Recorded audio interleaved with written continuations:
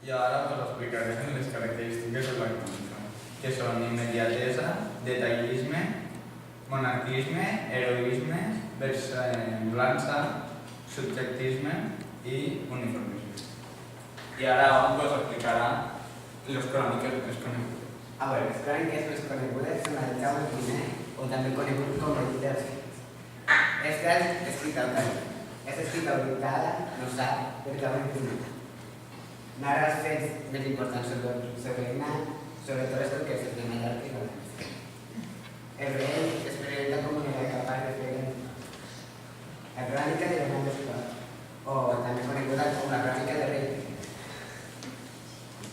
Este Hernán d'Espot era un funcionari liberal que es va inspirar en el document oficial per parlar sobre el regnat de Pere II. Durant aquest període la producció en terres italianes i condes franceses. Sí.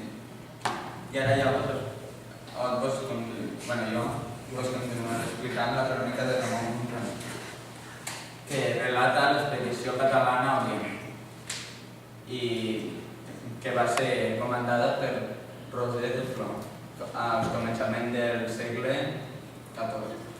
Montaner va participar i per això té molt d'interès. La crònica de Ramon Montaner relata l'expedició del mateix, però Orient. O sigui, Orient, que són les actuals Grècia i Turquia.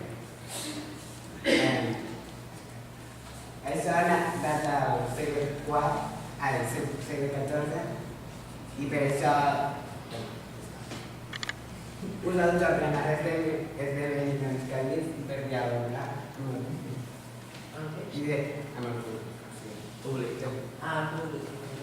La crònica llarga de la Buchmann, que és la crònica de Pere, el mateix rei Pere dirigeix la narració d'aquesta crònica que dura des del regnat del seu pare i el seu antecessor, Alfons III.